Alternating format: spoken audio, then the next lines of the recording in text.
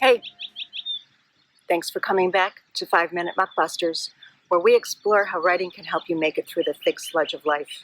Yes, you.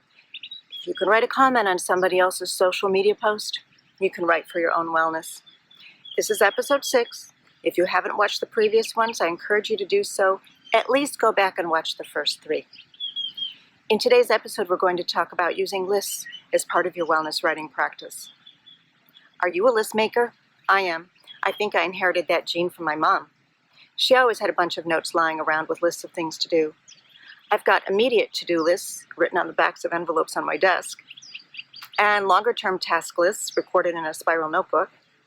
I have lists of movies and TV shows I want to watch in various places, on the kitchen counter, on the computer, on my phone, and I also have an ever-growing list of books I want to read. I have so many lists, I'm not even sure where they all are, that I really should make a list of lists. Did you know that when you make a list to stay organized, you're actually writing for wellness? Because you're minimizing the distracting internal chatter about all the things you need to do, and therefore reducing your anxiety? Or that when you're using lists to improve your productivity, either at home or work, you're also working on your holistic wellness because it gives you that self-esteem rush when you cross things off the list when they're done? You can also use lists to express what's going on inside, especially when journaling feels too daunting. Lists help you zero in on things that matter. They're good when emotions are running high or when your mind's racing at top speed. Sometimes the fewer the words, the better, and lists can help your thoughts get out without all those extraneous prepositions, conjunctions, and other bothersome elements of the English language. In her memoir, I Remember Nothing, the late filmmaker Nora Ephron listed things and people and activities and circumstances that she wouldn't miss after she died. She listed out dry skin, bad dinners, email, technology in general, her closet, washing her hair, bras, funerals, illness everywhere, and of course she had no idea COVID-19 was heading this direction.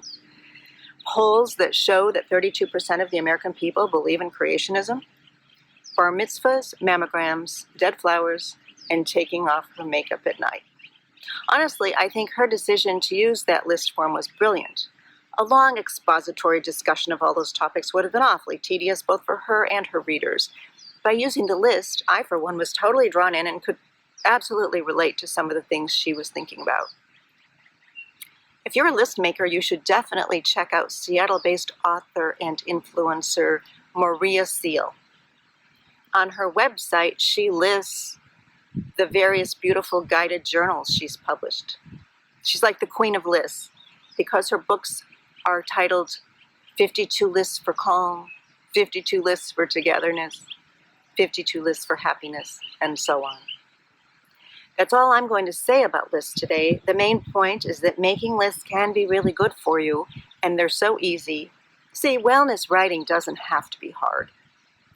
Now for today's assignment, you guessed it, make a list. Avoid making a list for today's to-dos or for tomorrow's shopping trip because you were going to do those anyway. Here are some ideas you might think about for today. A list of your friends, which sounds easier than maybe it is because you have to decide who makes the cut. A list of things you love about your family, however you define family. A list of all the things that upset you in the greater world, school shootings, sexual harassment, climate change, pandemics. A list of things you miss doing when you're sheltering in place. How about a list of values that are most important to you, and a companion list of things you'd like to change in your life so that you can live in a way that's more aligned with your values. After you're done, set your lists aside, come back to them later, and ask yourself if there's anything else you want to add. Was there anything you wrote down that popped up unexpectedly? Once again, thanks for watching. Next time we'll talk about the unsent letter. Until then, be well and keep on writing.